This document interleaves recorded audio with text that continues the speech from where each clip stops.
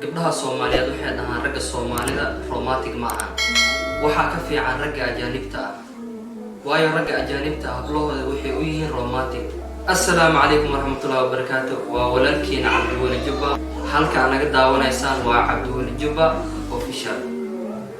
maanta waxay idin wadaa horta maanta jawiga hore waxbaa ka bedelan yahay waayo aniga ayaa soo hor fadhiistay inta badan social media waan ka soo dhex muuqday inkastoo ay tahay markii ugu horeysay aan janaalkeena ka soo dhex muuqdo. Okay, maanta maxaa idin wadaa inta badan horta waan isku wareersan yahay xagga hablaha rag way ku wareersan yihiin waayo qof walba wuxuu leeyahay aniga saaxiibkayga ama jacaylkayga romantic maahan oo sidaan jeclahay ima samaynayo oo sida aniga nafsad ahaanteeda aan jeclahay ima yeelayo oo kale. guud ahaan ragga waxay jecel yihiin inay dhunkadaan qofka xiriirka kala dhexeeyo laakiin waxay dayacayaan qaybaha kale xasaasiga u ah dumarkana waxay jecel yihiin inta badan qofka ka farxiyo ka qosashiyo dhoola cadeeyo ka taliyo wanaagooda farxadooda inta badan sii jecel yihiin. gabdhaha Soomaaliyeed macnaha dad ku jirto ama nafsad ahaantooda waxa ku jiro ay leeyihiin camal ragga Soomaaliyeed romantic ma ahan ragga ajaanibta ah ka fiican camal laakiin taas xaqiiq ma ahan. waxaan ku sheegayaa mar walba waa sida aad yeelato ama adiga aad ka dhigato qof walba sida adiga aad ka dhigato weeyaan.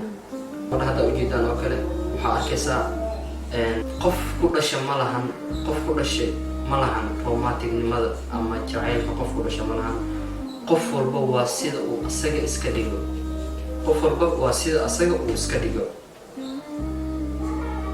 marka sida adiga aad iska dhigtay ku xirantahay mar walba sida adiga aad iska dhigtay ku xirantahay. raggana waxaan u sheegayaa dumarka waa inaa mar walba wax ay jecelina u samaysaa farxadooda aad ka talisaa dumarka siiya daqiiqado badan oo farxad leh waayo qofka aad jeceshahay hadda markaad mar walba aad jawi la qaadanayso farxad aad la qaadanayso way ka duwan soo maaha. isku dhawaashaha aad samaynayso inta aad la joogto iyada ha ahaado mid xiiso gaar u leh xiriirkiina macaan see wax u jiraan oo kale waayo mar walba aad saas dhahdo waxay yeelan doontaa niyad waxayna dareemi doontaa farxad iyada gaar u ah. mar walba waxaa idin leeyahay dumarka farxadooda waa inaad ka talisaan. aniga midda kale aniga shakhsi ahaan kama hadlaayo waxaan ka hadlayaa guud ahaan waayo in ma ahan gabdhaheena Soomaaliyeed inayna dhahaan oo wax laga xishoodo Soomaaliya gabdhaheena Soomaaliyeed inayna dhahaan idinka romantic ma tihiin waxaa romantic ah dadkaas adiga camal dadka ajaanibta camal romantic ah inayna dhahaan maxaa keenay anaga isiyana Soomaaliya waayo waxaa wanaagsan mar walbo gabadha aan jecelnahay ama xiriirkana laga dhexeeyo oo kale inaan mar walbo farxadeeda aan ka talino. midda kale waxaa idiin sheegayaa ma jiro qof ku dhashay romanticnimo.